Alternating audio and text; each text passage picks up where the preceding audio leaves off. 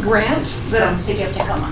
From the city of Tacoma that has enabled us to put on some different programs. World Affairs Council also hosts talks at Bellarmine, and we have a couple talks coming up next. The concept of genocide, and I'm not going to be speaking too much tonight about acts of violence, acts that are destructive and coercive to communities directly. Period of 1920s and 30s where a lot of lawyers were actively trying to figure out what international law should look like, and he developed what's called crimes of barbarity, which is the destruction of a minority group. The other is called physical destruction, rather, and the other is called crimes of vandalism, which is destruction of things like libraries, religious sites, cultural objects, and he proposed them to his buddies in the international legal community, and most of them did not like his ideas. They found him somewhat annoying. He was targeted by some of the rising, literally fascist regimes and their lawyers for not liking these ideas, and he got kind of precluded from the conversation. Went back to his job as a lawyer, was kind of documented as having a voluminous memory around all kinds of European legal accords and trade regulations, lives in Poland, and in 1939 the Nazis and the Soviets invade.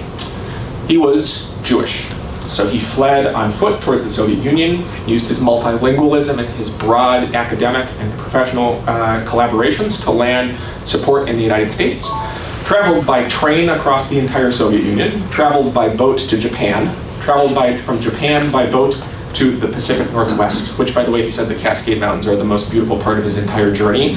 I have a sneaking suspicion, given the Port of Tacoma's activity in the railway, that he may have traveled through Tacoma, but I haven't been able to prove that in any kind of record at this point in time, but that would be kind of cool.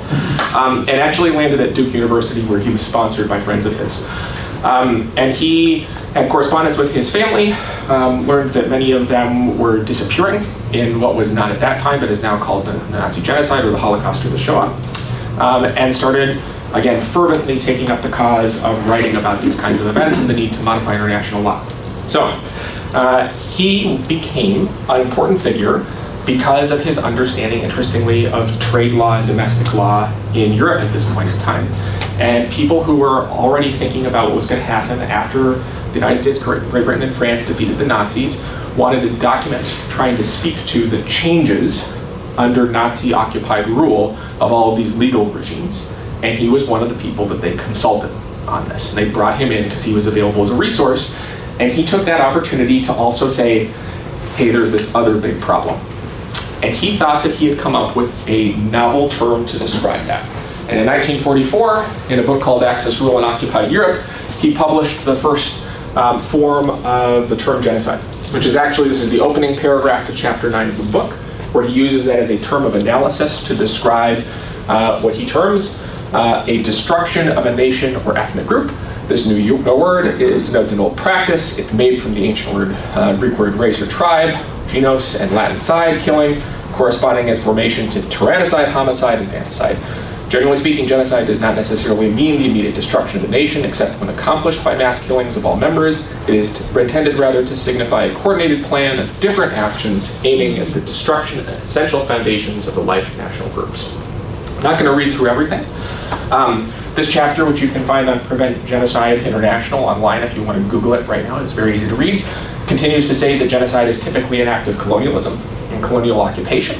It documents several different techniques of genocide, ranging from physical killing to the destruction of cultural objects to the changing of language. It goes so far as to say altering currency, roadsides, preventing marriage, all kinds of techniques that might be oriented around destroying a group is important. And this is actually what he says in the last line here: genocide is directed against the national group as an entity, and the actions involved are directed against individuals, not in their individual capacity, but as members of the national groups. So this is a crime that targets people because of who they are. Now, to our ears, national and ethnic sound like they are relatively limited terms.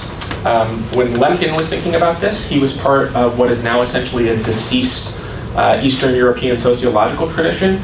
He thought of national groups as being defined by essentially whatever the community itself would have seen as its defining characteristics. And in some of his notes we have, he says there could be a genocide against people with red hair or a genocide against people who are gamblers, just to give you a sense of how the scope of this term was operating in his mind. It depended on what the perpetrators would have seen people as and the community. These are not rigid, essentialist terms, in other words. So this gets popularized because he gets brought by Robert Jackson, who is the chief prosecutor for the United States at the International Military Tribunal, to the Nuremberg trials.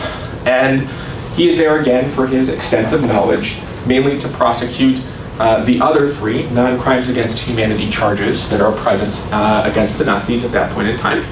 And while he's there, he is constantly talking to everybody, always, everywhere, about this thing called genocide, that he really wants to be part of international law. And remember, many of the people were his colleagues. We have many accounts that he was the annoying person at the party who would not leave you alone. He was just irritating. He'd sit down at the dinner table with heads of state and be like, "How was your day?" And they'd be like, "Great, how was yours?" And he'd be like, "Well, have you heard about this idea of genocide?" He actually gets shunned and removed from many of the dialogues because he's so frustrating to them. He's not part of any of the prosecution at the Nuremberg tribunals in any way. But when somebody annoys us by repeating the same word over and over and over again, guess what accidentally happens sometimes? They're right. We start to use that word. And so actually it is the British prosecutors, Sir Hartley Shawcross and Maxwell David Fyfe, who starts to employ the language of genocide in these theatrical presentations and prosecutions of figures from the highest Nazis that are remaining. And as a consequence, people start asking, well, what is this genocide thing? What does it mean? What is it doing? And we actually have great documents from that point in time that are engaging it. This is the New York Times actually saying there's a new word cropped up. It is genocide. What does it mean in 1946? Trying to comment on this idea. And we have brilliant studies at this point done by several historians that have gone back and shown that people use genocide at this point to mean anything and everything under the sun. I think Alexa Stiller has documented that there are 73 completely competing conceptions used at different levels of the Nuremberg tribunals and denazification trials, all employing the same language. Because the importance of Lemkin's term is it captures a sense probably of horror and outrage at the scale of the event, rather than it having a precise legal definition. And that's what people are glomming onto. It is a new language. And in fact, many of his contemporaries disliked Lemkin because they were very committed to a different tradition of international justice, one that was also emerging, but perhaps greater continuity with other precedents, which was crimes against humanity and human rights. And there's another figure named Hirsch Lauterpacht, who is a major architect of that vision of international law, which was premised on the fact that the individual is a bearer of rights. And in fact, Lemkin and the folks who were part of the human rights tradition did not see eye to eye.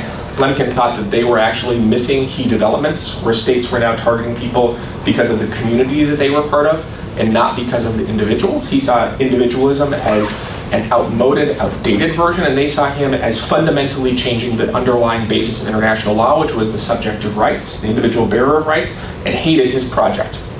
And there was actually a big fight between them for a long period of time. Problem is, Lemkin kind of won the rhetorical battle, and the United Nations General Assembly called for the creation of a genocide convention in 1946. And it said it's the denial of the right of existence of entire human groups, which again, very broad categorization here in terms of what we're thinking about. Well, it goes to the UN. The UN says, what do we make of this? We have no idea. And the Secretary General is ultimately tasked with coming up with a draft of that convention. And they ask Lemkin, as well as 2 other international law experts, to be able to do it. So this is where I'm going to stop for a moment and just plug in like a little piece of political theory. Which is that after this point in time, when we think about the term genocide, we tend to have, depending on how we define this, at different points, 4 kind of parts that are consistent and used throughout history. We'll even see these in present-day examples. The concept of genocide always has a notion of a group, implicitly or explicitly, what type or form of life is being protected. There's always a question of mereology, which is a fancy term from mathematics or philosophy to study the distinction between parts and wholes. So when does an attack on one person constitute a genocide? Because they are attacked due to their identity versus a larger segment of the community.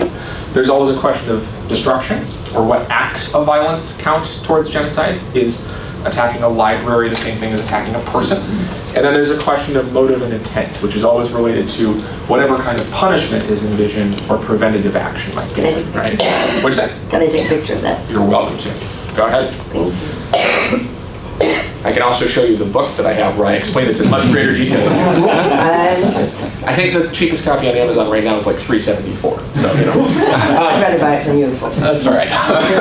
So this is the genocide convention that they come up with. And I'm not even going to read all this off to you because it's way too much information. It is a gigantic document, a laundry list of all the acts that they believe might constitute violations. And some of the fun things that are on here that we do not have in our modern law include like segregation of the sexes, obstacles to marriage, forced and systematic exile, prohibition of the use of national language even in private, systematic destruction of books, destruction of historical religious monuments, artistic or religious value, of those of artistic and religious value. It's pretty expansive. They bring this back to the General Assembly, and the General Assembly goes, whoa, slow down. We cannot accept this. Why can we not accept it? Well, this is the emergent era of the Cold War. This is when colonialism is an extant thing, right? The British Empire is protecting itself. The Soviets have just gone through dekulakization. The United States has internment, segregation. It has still explicit bans on various kinds of indigenous livelihoods. So all of them say there's no way we're going to accept this, not to mention how are we going to adjudicate this? What is the jurisdiction going to look like? So they create what's called the ad hoc committee to come up with a draft. The ad hoc committee, composed mainly of the great powers, whittles this down a whole bunch. They basically strip out everything that's cultural or social genocide. They get rid of the notion that any human group can be a part of it. They say they have to be quote unquote objectively defined groups, whatever that means. I don't know how you objectively define some of the things that they're discussing.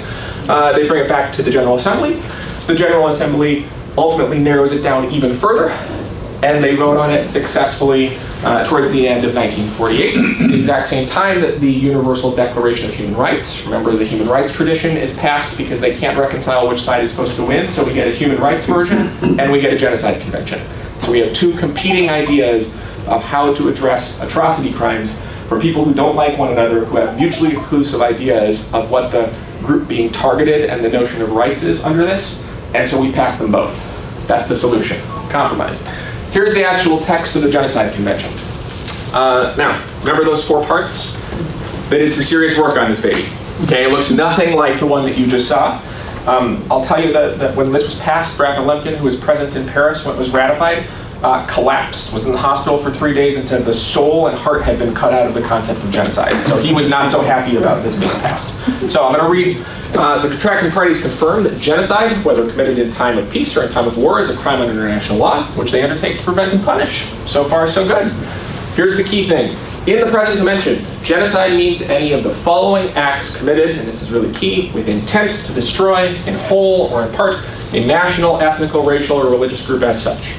Those acts include killing members of the group, causing serious bodily or mental harm to members of the group, deliberately inflicting on the group conditions of the life calculated to bring about its physical destruction in whole or part, imposing measures intended to prevent births within the group, or forcibly transferring children of the group to another group. Okay? Cultural acts, almost completely gone. The only remnant of that is this final piece about forcible transfer of children, which was actually, it has a very interesting and separate history I can explain, I'm not going to go into detail here. The number of groups are very limited, right? They're national, ethnical, racial, or religious. There was actually advocacy to strip out ethnical and religious because they were considered too vague, not objective enough, and to make it only national, which in this conception is biological, and racial, which was again understood as a biological terminology amongst most of the participants in this. There was this whole issue with the fact that discovery is happening about the scale of the Nazi crimes, so they end up including religious, but they want that to be objectively defined as well, which is sort of a fishy business, in my opinion, and to many of the dissenters at this point in time. And ethnical actually was a way of trying to signal linguistic groups, interestingly. It's not the way that we think about ethnicity today. Those are the only 4 groups. Key things that were omitted. Cultural groups are taken out explicitly. That was one of them from before, and political groups. Both of those were sensitive for almost all of the great powers and the colonial powers at that point in time.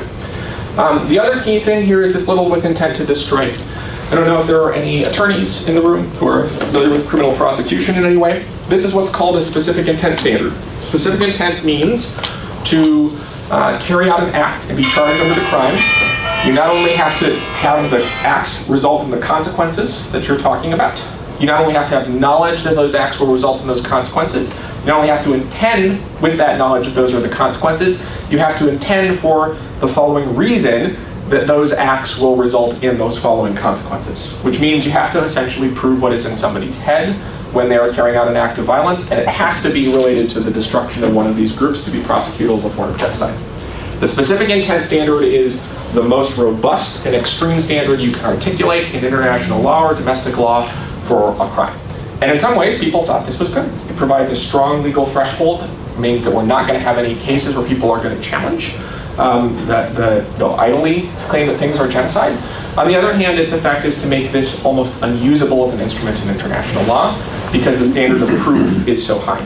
Douglas Irvin Erickson and Anton Weisbent, who are 2 excellent genocide studies historians, have demonstrated that this clause is actually advocated by the Soviet representative at the direct order of Joseph Stalin.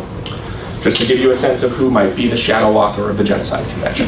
And this is a document that we appeal to for legal advocacy, who is partly formed by people who held explicit notions about race and racial hierarchy, had engaged in widespread violence against some of their own populations, and wanted this to essentially be unusable in any kind of formal prosecution against them. The United States, after this is ratified, doesn't like it though. Because even though this has happened, there's a provision in it that suggests that you should have universal jurisdiction. That means that an international court might be able to adjudicate what happens as opposed to a domestic court. And the American Bar Association highlights that things like segregation and acts of lynching would potentially be criminal under the Genocide Convention. There's similar concern raised about Japanese internment and the treatment of indigenous peoples. So whenever you've heard, for instance, that sovereignty, which is something that, say, former UN Ambassador Samantha Powers makes a big deal out of her popular book, A Problem from Hell, was the real reason why the United States didn't engage. Sovereignty is really code for specific acts of segregation and racial hierarchy endemic to the United States in the 1940s and 50s. And lo and behold, actually those challenges emerged. The Civil Rights Congress, which was a communist but predominantly African-American advocacy group in 1951, deposits We Charge Genocide, which is a petition to the United Nations in New York and Paris, accusing the United States of engaging in an act of genocide in a period of segregation. It is a 220-page, meticulously researched legal document that the State Department at that point in time wrote a memo saying that they did not want any part of, and they actually seized the passports of Paul Robeson and the other folks who were involved in order to shut down proliferation. Eleanor Roosevelt bashes this movement, and there is a seizure to ensure that there is never a reading of this document before the entirety of the United Nations. And this is probably, there's an alternate history that is how did civil rights become our framework for combating racial equity in this country, rather than genocide, that actually forks from this moment, and there's some people in domestic politics that have proposed that. But this realizes the fears that this document is going to radically change racial justice at an international level. And actually, interestingly, Soviet and other post-colonial states will reference this document in their engagement with the United States all the way up until the 1980s as demonstrations of sort of failure of the United States relative to other countries. US fails to ratify. This is actually the New York Times headline, Truman begging the Senate one last time in 1948 to ratify the Genocide Convention. And here is Ronald Reagan in 1988, 40 years later, finally signing on it. The problem with international law is that if you don't have robust support for it, guess what happens? Most of the other great powers won't engage it, take it meaningfully, won't dedicate resources to it. International law becomes a patchwork because ultimately the framework of international law is dependent on states' volition and norm creation. And in this context, this was sabotaged from the very beginning.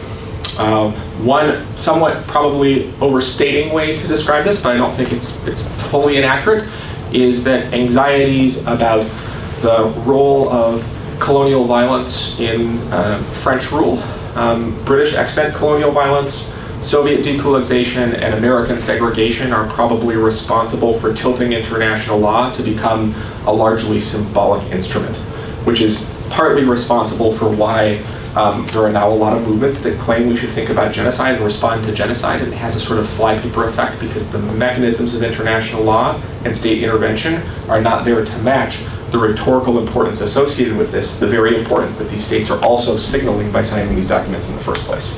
Does that make sense? So we have a mismatch of expectations and rhetoric to the underlying reality, which is deliberately cultivated. So what happens? Genocide actually doesn't get talked about very much because it's pretty useless as an instrument of international law. You'll find it in somewhat flippant examples. So this is the Russell Tribunal, which is a prosecution by a series of intellectuals. I think Jean-Paul Sartre's up there as well, charging the United States for crimes of genocide in relationship to the violence of Vietnam. There are parallel criticisms from conservative sources that are charging the Soviet Union with acts of genocide as the information around the Gulag starts to trickle out more substantively. Some of the Eastern Europeans are. And in the context of the popularization of knowledge surrounding the Holocaust, genocide becomes a term that ends up being used. So as Holocaust education expands, which doesn't really kick off generally until the 1970s with the popularization of Anne Frank, people also start to learn to think about it. But there's another important event, which is 1970s is the era of Jimmy Carter and the human rights movement. So there's a really interesting series of histories that have been done that study human rights as a term. And I'm going to jump forward and then back one slide, which is, if you notice, human rights takes off at almost the exact same time as genocide. The reason why is because Carter and a series of Eastern European Soviet bloc dissidents seize upon the moment that this was going to be the third decade since basically the passage of the Universal Declaration of Human Rights to say it is the decade of human rights. Carter, actually explicitly invokes it in his inaugural address and pursues human rights in a new way as part of American foreign policy making, turned towards a more moral foreign policy. And NGOs, humanitarian organizations, other states all of a sudden start talking about human rights left and right. It ends up being this explosive moment of international advocacy. Problem is, the advocates that are doing this in the 70s and the early 80s do not have the context of the 1940s when these are understood as completely separate movements. So in their language and their rhetoric, which becomes the popular way we talk about this, genocide becomes the crime of crimes. You've ever heard that term before? It is considered the apex or ultimate crime, almost as if there's a hierarchy between human rights violations, war crimes, crimes against humanity, and then this spectacular, terrible thing, genocide. And that is a result of reading these two different, somewhat competitive and alternately defined visions of international justice as instead in continuity with one another. But if you journey back to the 1940s, that was not part of it. And it's a mistake, because they read the specific intent standard in the Genocide Convention as restricted because of the special character of the crime, rather than as a way for states that were all committing what might have been interpreted by genocide, and certainly Raphaël Lemkin would have seen as genocide, as a way to give themselves alibis to not be punished in the new international legal order that they're setting up. So there is a sort of anachronistic or ahistorical interpretation of genocide that appears at this moment that bundles it in with human rights as sort of the ultimate crime or the crime of crimes. And that persists. It persists because genocide remains a somewhat atypical and unusual crime where there are no courts to adjudicate it in any serious way.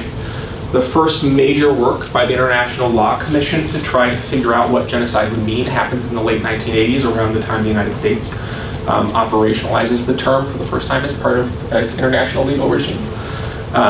There are the UN-supported courts for the ICTY and the ICTR following the genocide in Rwanda and the violence in the former Yugoslavia, which invoke it.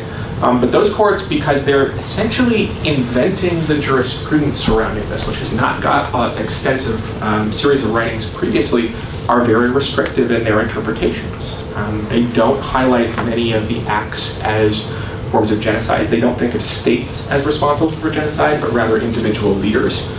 And so the body of law ends up more or less mirroring the intent of the people who founded the document in the 1940s, which means as people say, here are these horrible acts of genocide, why are we not intervening?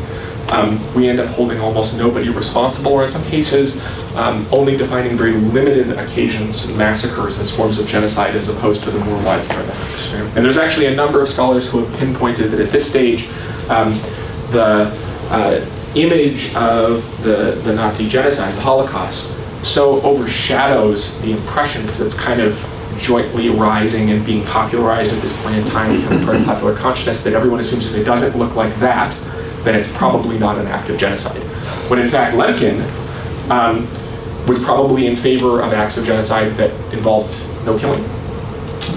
Acts of genocide, like for instance, if they would have threatened a figure like the Dalai Lama, say, violence against a single individual might have constituted an act of genocide, and was interested in a much more porous, much more robust vision of it. In his writings, we have extensive notes on him talking hundreds of genocides under colonialism, under religious prosecution during Christendom. He speaks very unfavorably about the America's colonial experience, about institutions of slavery, all of them potentially falling under this umbrella, and he has, for better or worse, the moral aspiration that we were at the moment that we could have banned that.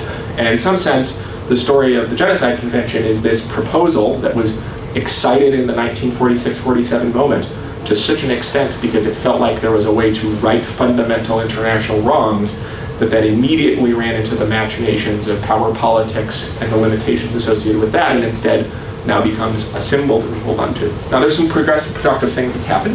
The International Criminal Court has subsequently been created. That means that there's opportunities, and in fact have been prosecutions for acts of genocide. Because of the power asymmetries, they're limited so far predominantly to leaders from Africa, which means that they have reinforced inequities and hierarchies in international politics. There are experiments in other formats to involve charges of genocide. This is Meiches. Anyone know who he is? You've heard of Pol Pot, though, probably. He's brother number 2. Okay? So Pol Pot, not alive at this point in time. This is the Extraordinary Chambers of the Courts of Cambodia, which is done in a French setting. So he actually was able to speak in his own defense, and there were charges of genocide. This is actually from a good friend of mine, he's a professor at Rutgers, who's an anthropologist who's done work there, who is the only American summoned to actually give testimony on the use of discriminatory language that was popularized by him and his movement. And he got so, pardon my language, but pissed off that an American was allowed to speak that he broke his silence for the only time in his genocide defense trial to point out that the United States was responsible because of the bombing that certain State Department officials, like Henry Kissinger, signed off on. So he was actually saying, how dare you as an American come here and charge me with genocide when you've done worse against my people. But this is a productive attempt to try to rewrite a nation's history, engage in widespread reconciliation efforts. We have the Atrocity Prevention Board now. This is a joint program set up first by the Obama administration. It still exists as of right now. DOGE is not cutting it. So, but that's because there's like 10 people associated with this. They are supposed to operationalize U.S. resources to facilitate and outline what an intervention to stop a genocide might look like. The blueprints are optimistic, maybe based off things from the War on Terror that I don't think everyone would be in favor of in terms of thinking about force deployment and how to deal with populations. But it is producing memos that give directives on how we might actually respond in the event of a mass atrocity. So far, that has not led to responses to a mass atrocity. There's the creation of what's called the responsibility to protect, which is a new legal doctrine as of 2005 that's been used several times to try to justify intervention by the international community. Some of them with unintended consequences and poor results, like the intervention in Libya that happened under the Obama administration, and sometimes with more productive ones, like the French intervention to stop bloodshed in Mali. But there are institutions doing things that they previously weren't, using some of this rhetoric. And we're at the point where we use genocide now mainly to try to signal to one another about events that we think of as unspeakable, unthinkable, and grotesque violations of right, dignity, justice in ways that we want attention to, which is the reason why you can find this vocabulary as widespread as movements like freeing the Uyghur people under Chinese occupation, and you can find it in the language of white genocide to animate extremists on the right. All of that language originates in the context of South Africa as a protest, as a way to try to magnify, intensify, and emotionalize responses, for better or worse. And not drawing any moral judgment or normative judgment, that's the productive effect that the term genocide has led us to, largely because the international law surrounding genocide is not meant to be operationalized. It was meant, in fact, to prevent operationalization of a much broader international justice agenda, but it was meant also to carry the symbolic import of overturning and defeating Nazism and extending that legacy. And it was then brought into some ways much more pragmatic legal developments in human rights and crimes against humanity, but it was still positioned as that ultimate thing that is the worst evil that we must all fight, that is radical. And as a consequence, it's actually exacerbated that sense of incapacity that comes with it. So much so that saying genocide gets people's attention, but without an avenue for political mobilization. To such an extent that many international lawyers will say crimes against humanity, which does not have the specific intent standard, but has the same punishment, is a much more viable instrument to try to prosecute international crimes. Much more successful empirically, and without some of the strictures that this language comes with. The problem is, from my perspective, I think Lemkin was right. I think we do have forms of violence that are not necessarily unique to the 20th and 21st centuries, but that are motivated not by our individual status or individual rights, but because of who we are, because of the form of life that we live or that others perceive us as living. And so there's still a real importance underpinning this notion, which is part of the reason why I'm not sure it's something that we should quit so much as change our advocacy for international law. So I'll stop there. Are you taking Questions? I guess I am. Are you taking questions? Yeah. Is there a counterfactual in which there is actual enforcement power for genocide crimes or human rights crimes? Like, who's going to do that? At which moment? Now. So now there are, yes and no. So there are examples of, in local contexts, of people using this to enforce crimes, to support reconciliation efforts, places like Rwanda. There's discussions of it in some of the Truth and Reconciliation Commissions, like Guatemala, for instance, earlier, right? There was an example where some of this terminology has appeared. Prosecutors have leveraged genocide charges because people perceive them as more heinous to get plea deals on lesser charges that carry the same punishments. So do we care if somebody's committing genocide or human rights if we put them in jail the same window of time? Maybe not if you're a prosecutor. I don't know, I'm not a prosecutor. Certainly not an international legal prosecutor. There are probably more interest in trying to identify and politicize certain kinds of violence through this term in ways that are productive. So for instance, I mentioned We Charge Genocide.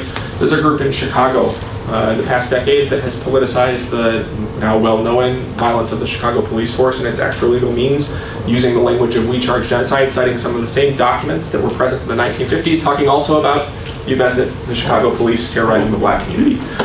So there's value there. Here's an interesting thing though. Most of the framework in genocide asks the question of, well, how do we punish this? With the presumption that punishment is the way that you prevent crimes from occurring. That doesn't work under most circumstances, I think, although I'm not a criminologist. It has a sort of weak deterrent effect, if any. And with all of the weaknesses and loopholes and the deniability built in here, in some ways, these institutions are a lot of work to not produce very much effect, which means the question is, how would you get communities to either locally defend themselves? There are some good experiments, again, depending on locality there, but then it's changing the international conversation, which is running into the same bedrocks that have been present the entire time that we've had the international, legal, and political, whatever it is. So the answer is pretty pessimistic. Mainly what genocide does is make us feel badly as a concept, as a thing we cannot change, and therefore make us feel less empowered generally. Yep. I got in discussion last week, actually, after this posting came up, about whether or not what's going on in Gaza is a genocide or not. Good question.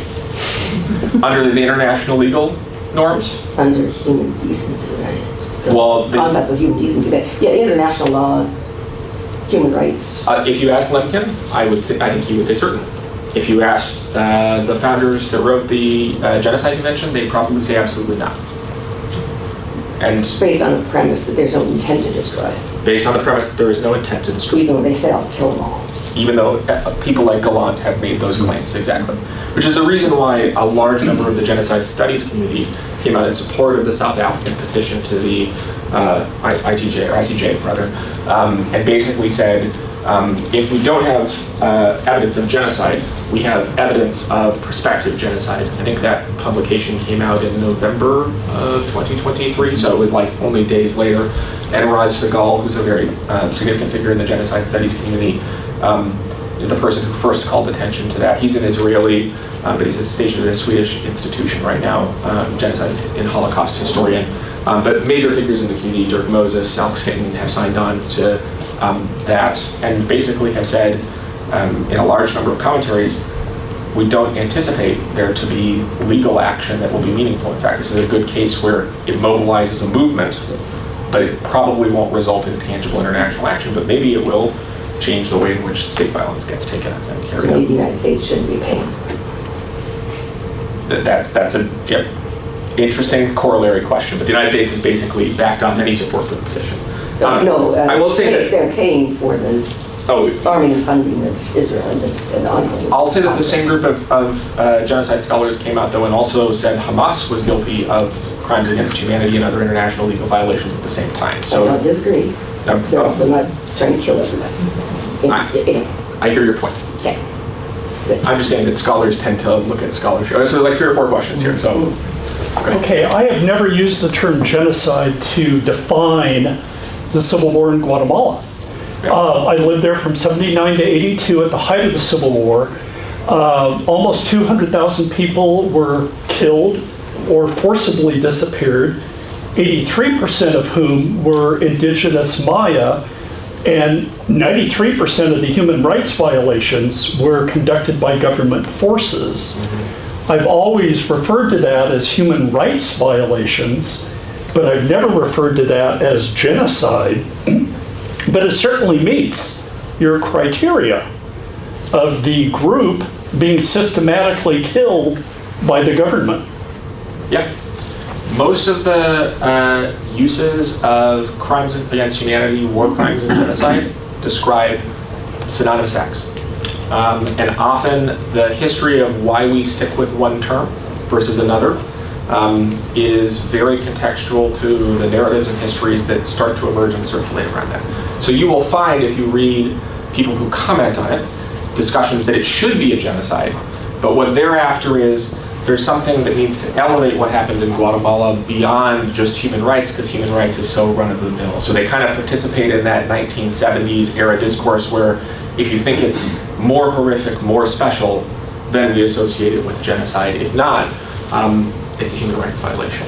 There's other tactical and strategic reasons at different points in time why sometimes states will appeal to one versus the other. So for instance, if I'm looking to align myself more with, say, Western democratic support, maybe coming from the United States, I'm in their sphere of influence, maybe I'll lean more towards a rights discourse, because that fits a little bit more of the American self-conception, what I want to try to describe as the nature of the harm limiter. So there's plenty of gamespersonship surrounding this.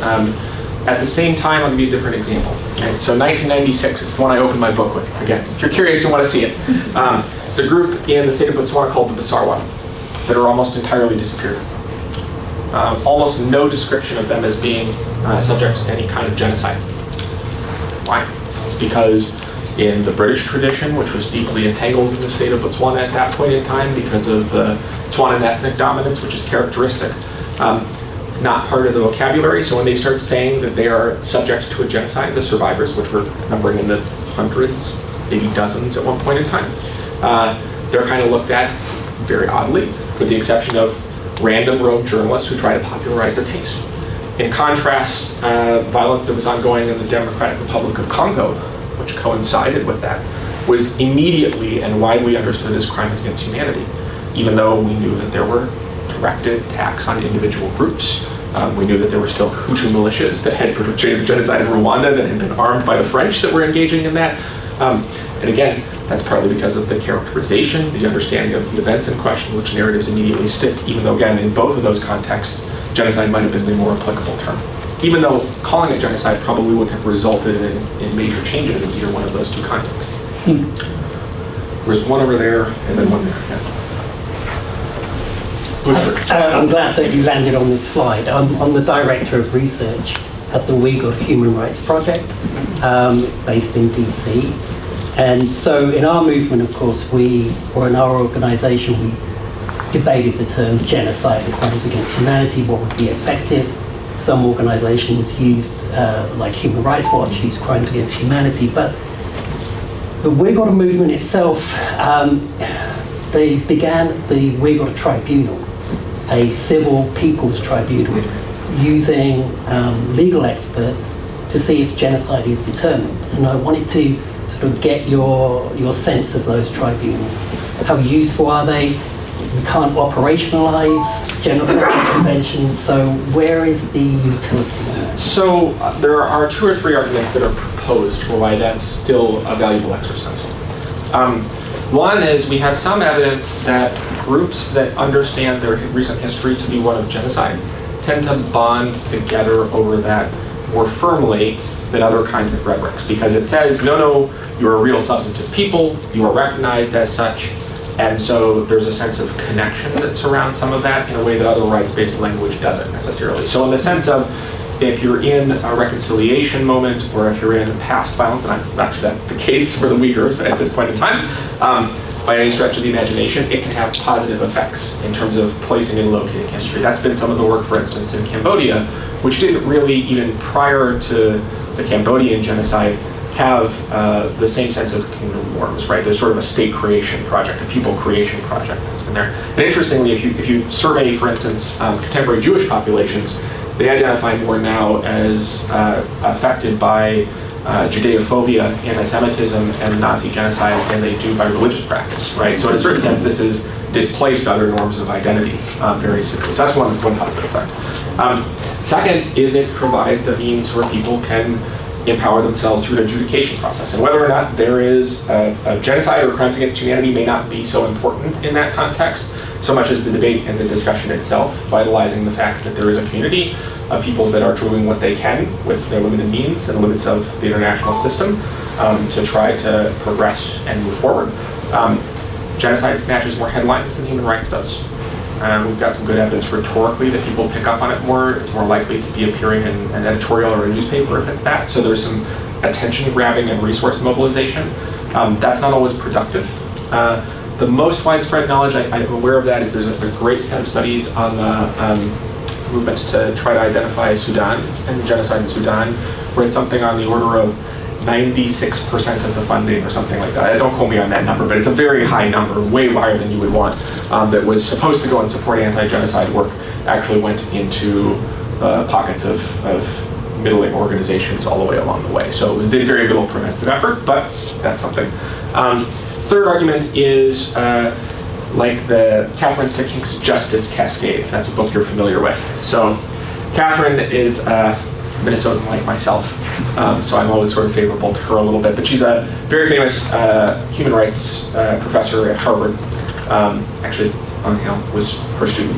One of our colleagues was, who says that the more we get these movements together, it may not help one example, but if you start seeing them incipient all over, it sort of proves that there is maybe a more robust version of international liberalism that actually everyone wants to buy into, and that's how you change towards an international justice movement, because we can kind of see this as the handicraft of statespersons and political elites at the one of the more crass moments in human history, and we shouldn't let that be defining the norm, and so it's contributing maybe not to the cause of the people in question, but towards that. And she tends to kind of buy into the framework of human rights, crimes against humanity, genocide, which is more rarefied, means it's more potent as a signal. So that's kind of the third argument.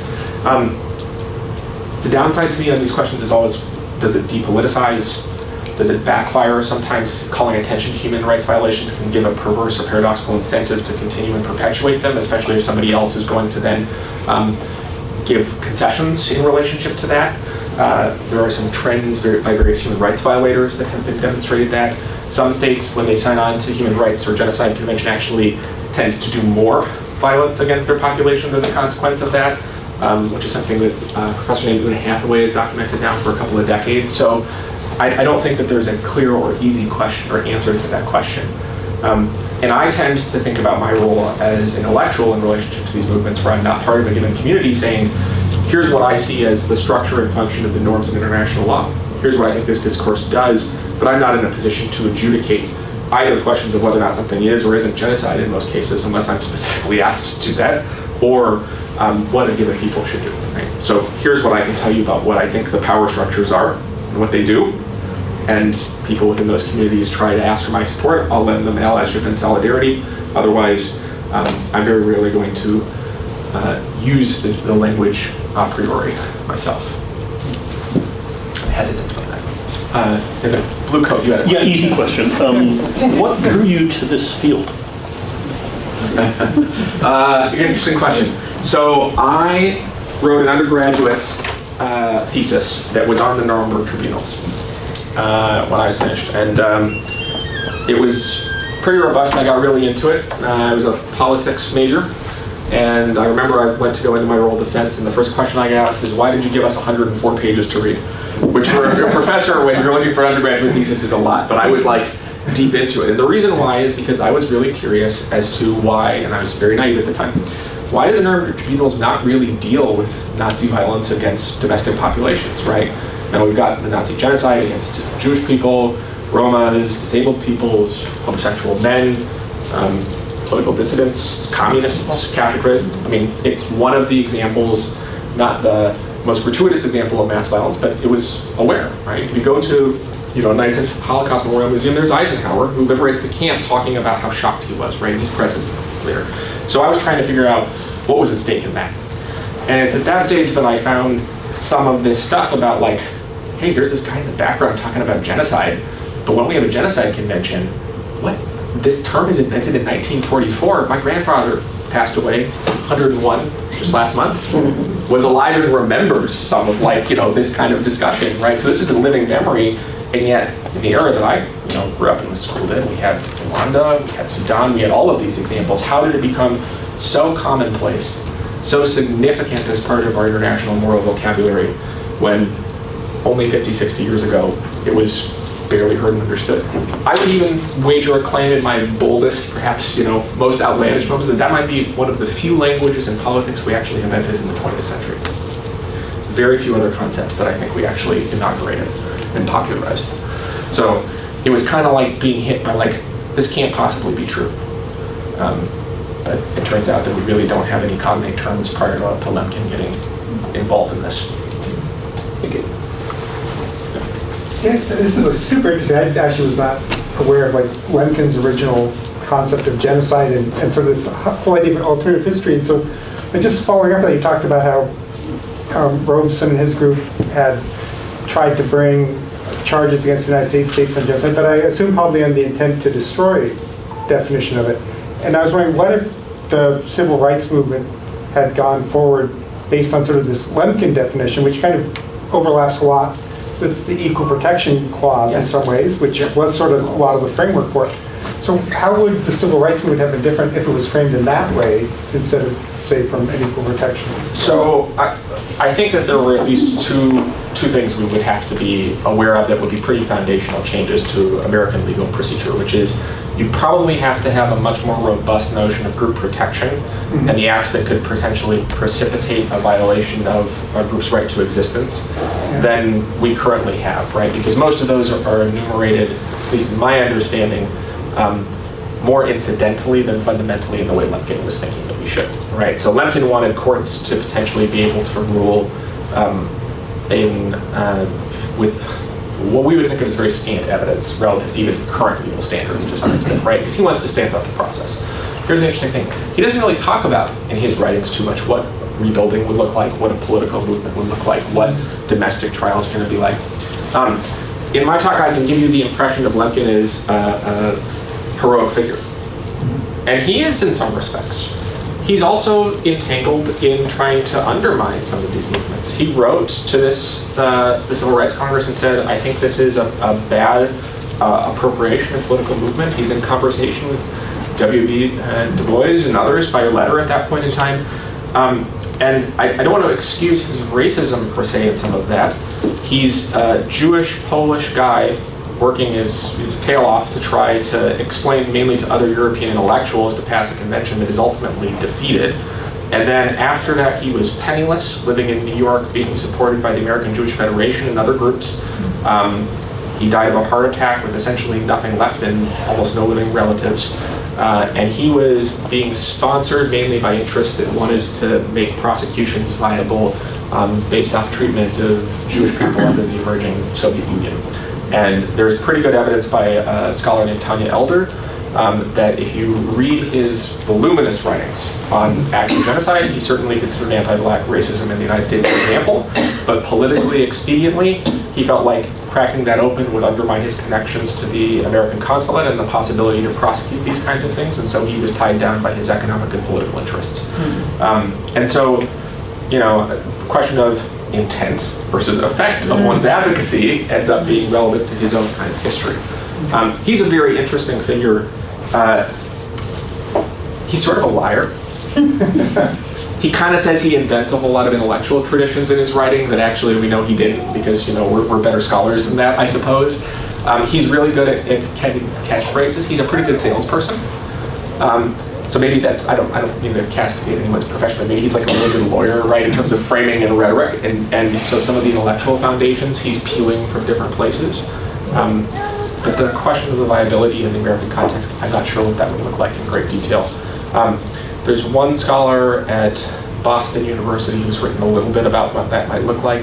There are subsequent uses in several regions and localities in black political advocacy that have picked up the notion of black genocide that comes out of this document at much later times, but it's usually for more radical forms of protest rather than concrete legal action. So I think I dodged the question. That's my... I don't mean to go over time if you're... I will talk to the ends of the earth. One of your slides shows this, the terms genocide, human rights, and fascism. And I'm curious if you have, or like what you can say about the correlation between genocide as an act of state violence and fascism as a political phenomenon. So I think it's hard to envision fascism without a violation of rights, both of individuals and of groups. If you take the terms of the United States Genocide Convention, though, the United Nations Genocide Convention, pardon my language, it's probably very hard to prove, even in a fascist state or in a fascist movement, that acts of violence are examples of genocide. Because that would have to be the explicit intent. You have to prove that leaders were not manipulating the masses and didn't intend that, but were just inflaming people. There's all these layers of deniability that are baked into the interpretation, which is the reason why, you know, if I talk to a colleague named Jonathan White, for instance, who was a State Department attaché to the ICC, so he helped prepare and assist in prosecutorial documents. Talk to him about it. The prosecutors love charging crimes against humanity because they can prove it very easily, and they don't have to deal with all of these hurdles to some extent. That might even be true amongst what would now be called or described by probably many of us in the room, fascist movements in international context. If you're Lemkin, those things are the same. So if we were to read further in that Access Rule in Occupied Europe chapter, he cites multiple political movements as examples of this.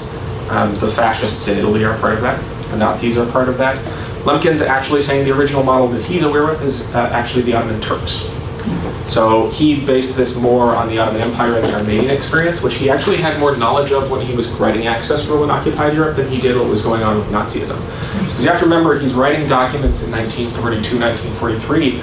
There's not widespread public knowledge about the scale or the extent of Nazi crimes, but he was a veritable historian on what had happened to the Armenians. And in fact, we now know, because of the work of a fellow named Stephen Uhrig, who's another brilliant historian, that was very well known. There has a book called Justifying Genocide, which is about the German press's invocation over and over again of the Armenian case during World War I as an explanation for what the German state should be thinking as politically permissible. There were German soldiers that were documenting back in World War I what was happening. So we have actual transcripts and senses of the scale of the massacre, and those were then available, and law students in places like Lvov would have read and been aware of that. He attended the trial of Songelman Tellurian. I don't know if I'm pronouncing his name correctly. I'm sure you all know who that is. He's one of the fellows who assassinated Enver Pasha, who's one of the 3 or 4 main architects of the Armenian genocide. He was killed in Berlin by an Armenian. And there was an interesting international court case around this that Lemkin, as a student, made sure he went to, where the German public said, well, it was a murder in broad daylight, but he must have been crazy, because in appealing to his insanity was a way of trying to say, well, we understand he was motivated for plenty of good reason in his reprisal. And Lemkin thought that was a really interesting moment and quirk in law. He actually wrote very extensively about that. There's 2 or 3 other trials that are somewhat like that, where the victim of a prior regime would end up committing an act of political reprisal, and the courts would just say, not guilty 20 or 30 years later. So the Armenian genocide, what we now call the Armenian genocide, which at the time would not have been referred to that, is certainly well known as the archetype for most of this. Little known fact, because it's now so associated with Nazism. So we should maybe one last question, because I think we're already past the this time. Are colonial settler paradigms inherently fascist? Are settler colonial paradigms inherently fascist?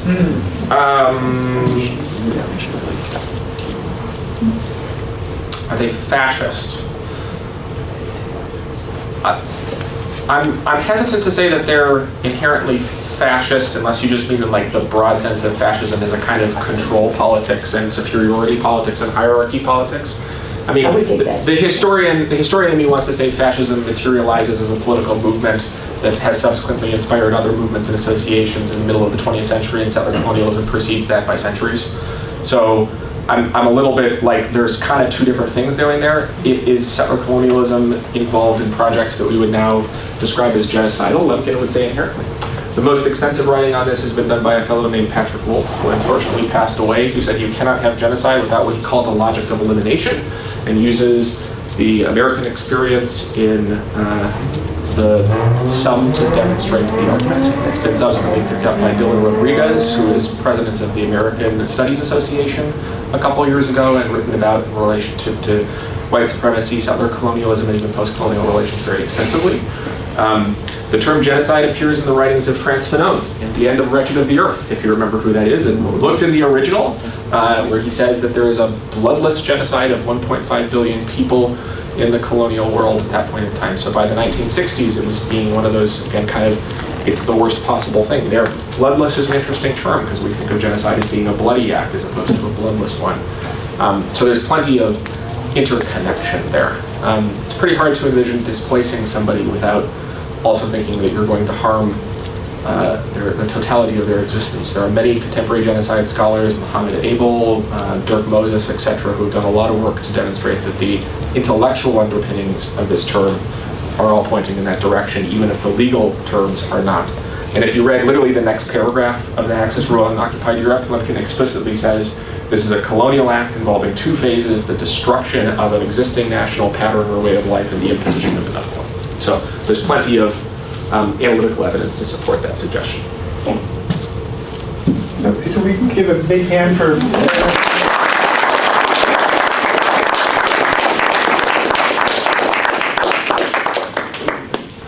Thank you. I have some books too if you're curious, want to see stuff. For other material.